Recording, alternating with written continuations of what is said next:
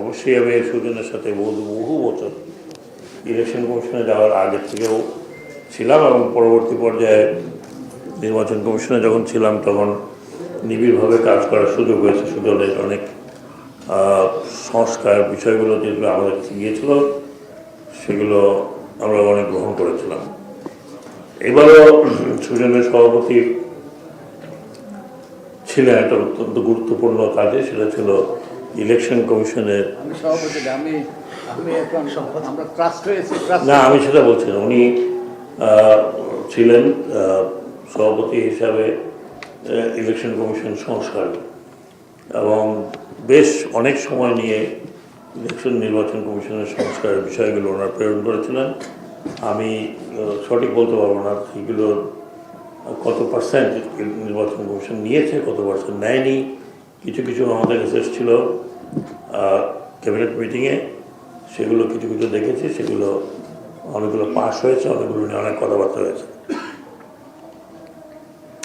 আমরা এখন যে অবস্থাতে আছি 5 আগস্টের পরে এবং জুলাই থেকে 5 আগস্ট পর্যন্ত কী ঘটেছে আপনারা সবাই জানেন। আমার হিসাবে প্রায় 1400 প্রাণ গিয়েছে শেখ হাসিনার বুলেটে এবং অহরহ তার গত 15 বছর আমি নিজে লিখেছি। আমরা এখানে বহু মতিন সাহেব এখানে আছেন, আমরা বহু বিষয় নিয়ে আলোচনা করেছি রাউন্ড টেবিলে। বিশেষ করে নির্বাচন নিয়ে অনেক আলোচনা হয়েছে,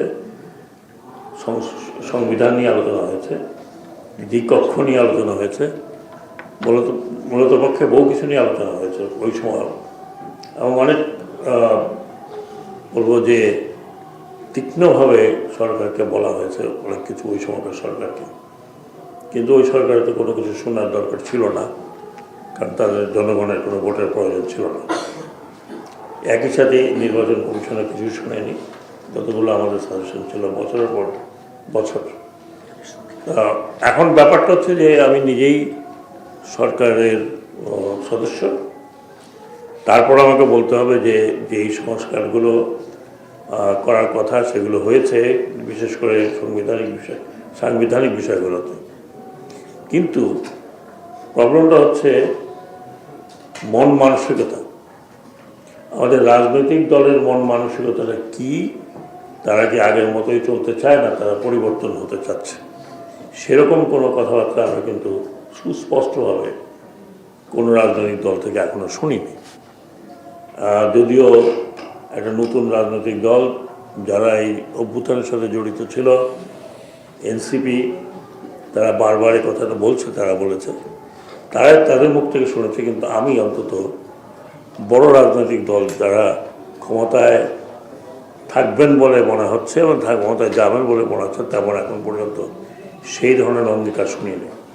আমি যে কাগজপত্রে যেটা দেখেছি সেটা দেখেছি যে অনেকে ডিসেন্ট বা অন্য মন্তব্য দিয়েছেন, কিন্তু কারা দিয়েছেন সেটা আমার কাছে স্পষ্ট নয়। এই পরিপ্রেক্ষিতে আমি একটি কথা বলতে চাই। কালকেও আমি বাসসকে একটা ইন্টারভিউর সময় বলেছি যে আমরা যারা প্রত্যক্ষ করেছে বাংলাদেশের এই ধরনের একটা বিপর্যয়, বিশাল বিপর্যয়, যে বিপর্যয়ের কারণে মাইটি গভর্নমেন্ট বলে যেটা পরিচিত ছিল, তারা তাসের ঘরের মতো ভেঙে পড়ল। এই ভেঙে পড়াতে শুধু সরকার ভেঙে পড়েনি, সম্পূর্ণ বাংলাদেশের রাষ্ট্রীয় কাঠামো ভেঙে পড়েছে, সেটা সমাজ ভেঙে পড়েছে, আপনার প্রশাসন ভেঙে পড়েছে, ল এনফোর্সিং এজেন্সি যার সাথে আমি একটু জড়িত ছিলাম অল্প কয়েকজনের জন্য, টোটালি ভেঙে পড়েছে। এখন পর্যন্ত সেটাকে দাঁড় করানো যায়নি। আপনি নাম দেন এটা, প্রত্যেকটি শিক্ষা ব্যবস্থা থেকে কোনো ব্যবস্থাই আপনার থাকেনি, কারণ সব ভেঙে পড়েছে।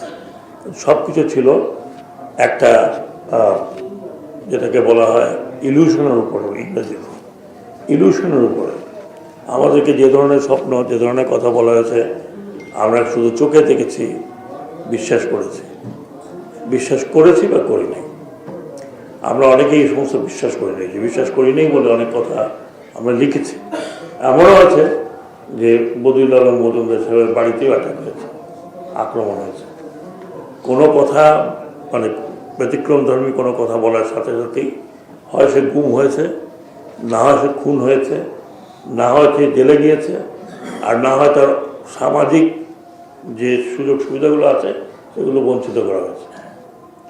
আমার এখন কথাটা হচ্ছে যে আমরা কি চাচ্ছি, what are we asking from the state, what are we asking from the nation. আমরা কী চাচ্ছি, আমরা কী চাচ্ছি, সাধারণ মানুষ কী চাচ্ছে? আমরা সেই অবস্থাতে ফিরে যেতে চাচ্ছি না আমরা রাজনৈতিক দলগুলোকে আবার সেই অবস্থাতে তৈরি করার চেষ্টা করছি?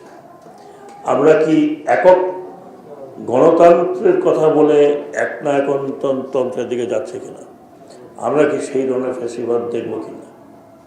আমরা কি ভোট বাক্স ক্যাপচার হতে দেখব কিনা? আমরা একক হাতে সমস্ত ক্ষমতা থাকতে দেব কিনা? আমরা মন্ত্রীদের কথা বলতে শুনবো কিনা যে মাননীয় প্রধানমন্ত্রীর হুকুমে আমি কাজ করছি, তার মানে মিনিস্ট্রি কোনো ইন্ডিপেন্ডেন্ট নাই, তারা নিজেদের মতো কাজ করতে পারে না, তারা নিজেদের মতো পরিকল্পনা করতে পারেনি। পরিকল্পনাগুলো উপর থেকে চাপিয়ে দেওয়া হয়েছে, যেটা আমি এখন দেখছি। অনেক বিষয় আছে, অনেক কিছু আমার আমি যে মন্ত্রণালয় নিয়ে কাজ করছি বিশেষ করে, সেগুলো আমি মাঝে মাঝে প্রশ্ন করি যে এগুলো কেন তৈরি হলো, ওয়াই কার উদ্দেশ্যে? নিচের দিকে যেয়ে দেখি সেই যা এখানে উপর থেকে তৈরি করা হচ্ছে সাধারণ মানুষের সাথে কোনো যোগাযোগই নেই। যেগুলো যোগাযোগ হওয়ার কথা সেগুলো নাই, এখন সেগুলোকে তৈরি করতে হচ্ছে। আমরা কি সেই ব্যবস্থা দেখবো কিনা? আমরা কি কখনো নিচের থেকে উপর দিকে আসতে দেখবো কিনা চাওয়া পাওয়াগুলো? আমরা কি কখনো কোনো মন্ত্রীকে গ্রামগঞ্জে ঢুকে দেখবো কিনা বসে আলোচনা করতে তাদের কি প্রয়োজন? তাদের কি বেশিরভাগই মেট্রো রেলের প্রয়োজন, না তাদের একটা গ্রামে একটা কাঁচা রাস্তা বা পাকা রাস্তার প্রয়োজন?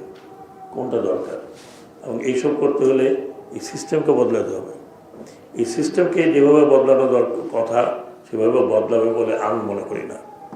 এটা কাজেই এইখানে যে সংস্কারের কথাগুলো বলা হয়েছে এগুলো অত্যন্ত জরুরি, মিনিমাম। আমি সবগুলো পড়েছি। এখানে আরও অনেক কিছু বাকি, অত কিছু অ্যাড করার আছে, কিন্তু যা ছিল তাই মিনিমাম সংস্কার। এখন কথাটা হলো যে এই সংস্কারটা আপনারা করবেন কীভাবে? আমার যে পদ্ধতি ছিল সেটা হয়তো অন্যরকম, আমি তো অন্যরকম সাজেশন দিতে পারতাম, বাট সেটা দিলে আবার অনেকে অনেক রকম মনে করবে। কথাটা হচ্ছে এখন এটা সম্পূর্ণ ডিপেন্ড করবে প্রথমত ভোটারদের উপরে।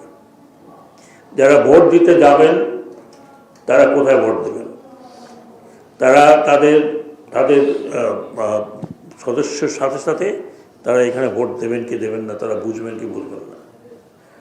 আর ইলেকশনের ডেটের থেকে তারিখ যদি সেই তারিখ ধরি, সেই তারিখ থেকে রয়ে গেছে প্রায় 1 মাস। কিন্তু এটা নিয়ে একমাত্র সরকারের তরফ থেকে যতটুকু প্রচারণা হচ্ছে সেটুকুই কিন্তু আমরা দেখছি। ভোটের গাড়ি অথবা টেলিভিশনে আনা হচ্ছে, কিন্তু যে কথাটা এখানে কাজী হায়াত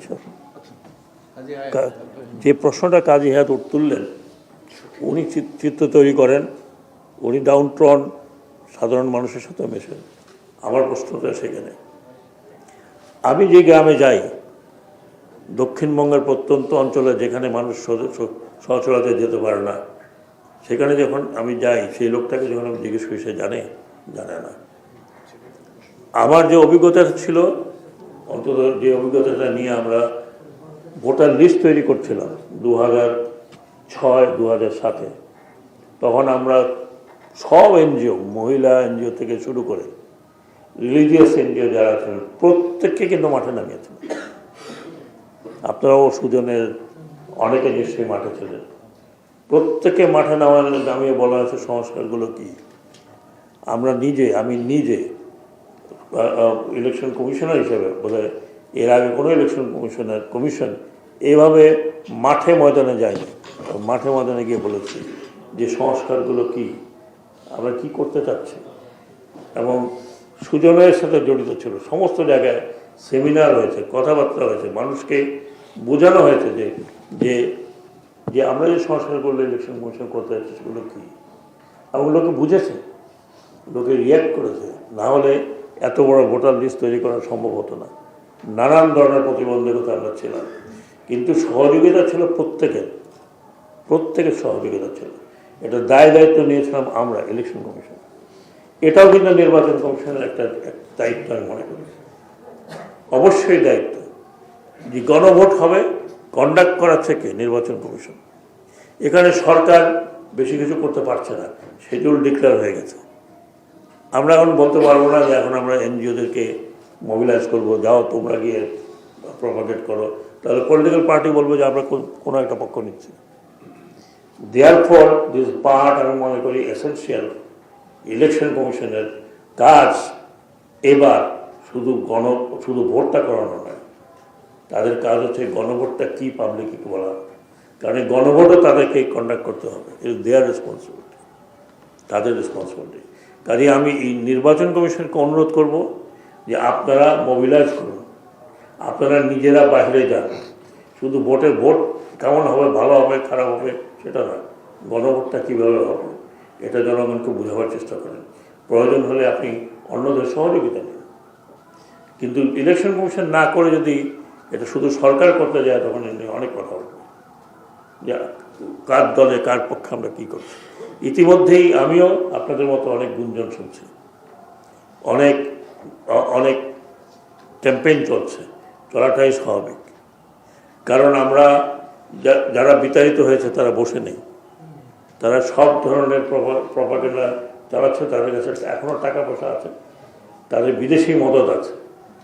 কাজেই এখানে আমাদের দায়িত্ব হচ্ছে যে আপনাদের মতো অর্গানাইজেশন শুধু এখানে বসে নয়, বাইরে গিয়ে প্রপাগেট করবেন। সেটার জন্য নির্বাচন কমিশন অবশ্যই তাদেরকে সহযোগিতা করতে হবে, যাতে আবার নির্বাচনের বিষয় নিয়ে একটা বড় ধরনের হইচই না হয়। তো আমি এটুকুই বলবো যে এটা অত্যন্ত জরুরি।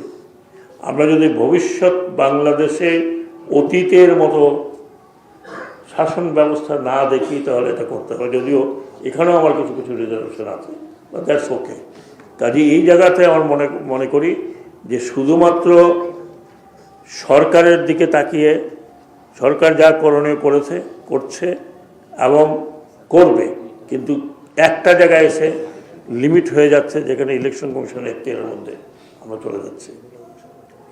কাজেই আমরা আশা করি, অন্তত আমি ব্যক্তিগতভাবে মনে করি, আমার পূর্বতন অভিজ্ঞতা নিয়ে, যে নির্বাচন কমিশনকে গণভোট নিয়ে মাঠে নামতে হবে, এবং সেটার জন্য যা সহযোগিতা দরকার ডেফিনেটলি সরকার করবে। কারণ সরকার তো ইলেকশন দিতে চাচ্ছে, আপনারা তো কেউ তার ঘাড়ের উপরে চাপেন নি যে নির্বাচন দিতে হবে। Government is giving election because ওটা আমাদের আলটিমেট এইম ছিল যে আমরা একটা প্রচ্ছন্ন নির্বাচনের মাধ্যমে যেই আসুক তাকে হ্যান্ড ওভার করব।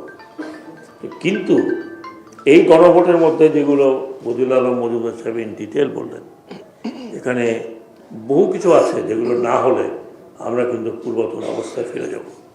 এখানে একজন প্রশ্ন করেছেন অনেক কিছুই, দাসত্ব ইত্যাদি ইত্যাদি সব কিছু বজায় থাকবে এবং থাকতে পারে যদি আমরা এই মিনিমাম এই মিনিমাম সংস্কারগুলোর মধ্যে না যায়।